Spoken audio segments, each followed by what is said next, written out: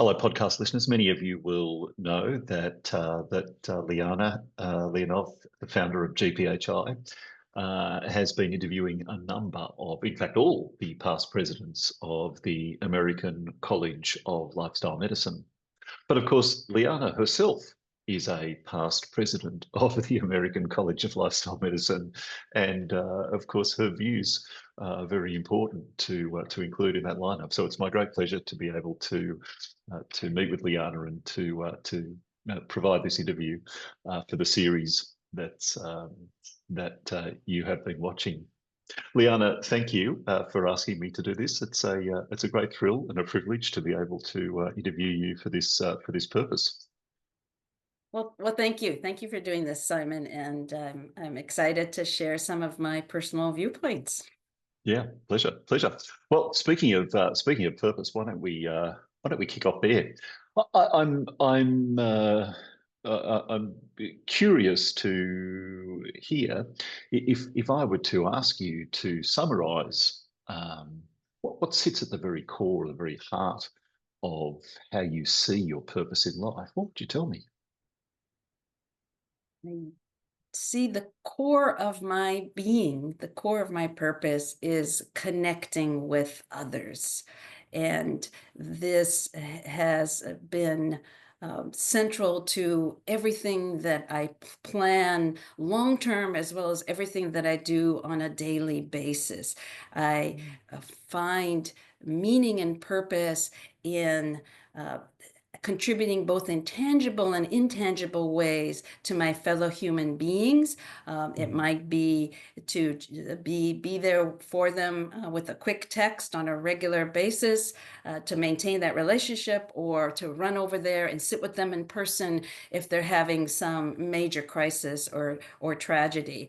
I believe that connectedness is so beautiful. It's part of the beauty of our world.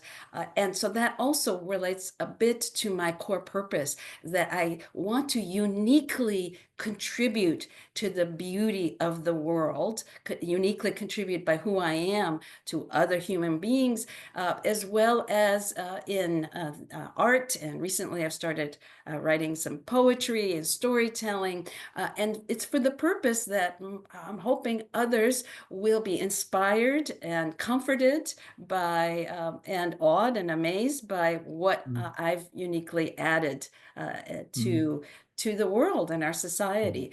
And so every day that drives me forward. I wake up, what new and wonderful things can I contribute today? Mm, mm. We'll come to the art and the poetry in a moment. I'm curious, though.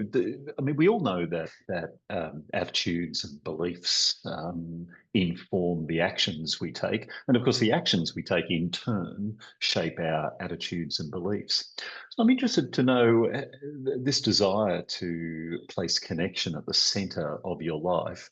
I'm curious to know how much that predated your involvement in lifestyle medicine, of which, of course, social connection is an important pillar, versus how much of it has been itself grown and developed by your involvement in lifestyle medicine. Excellent question. I do believe that at my core, ever since I was very little, I prioritized the social connectivity in one way or another. We moved around a lot in my early years with my parents, because we were immigrants and escaped from Bulgaria. So I was in new surroundings, and I was always looking to see who could be my friend, who could I connect with Mhm. when I was in a brand new environment.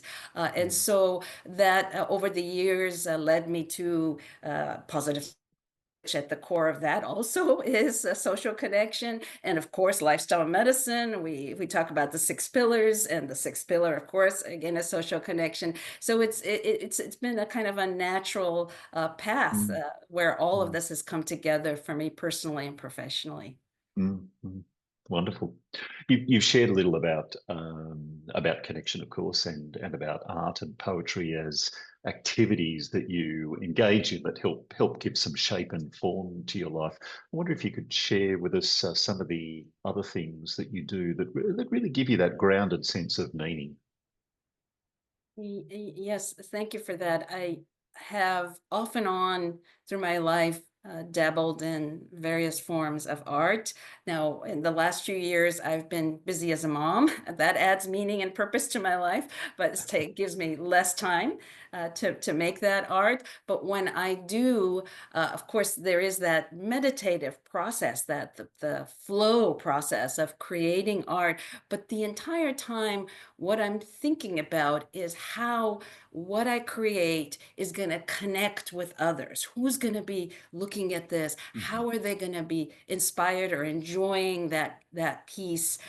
What statements can I make that will help others in some possibly unknown way?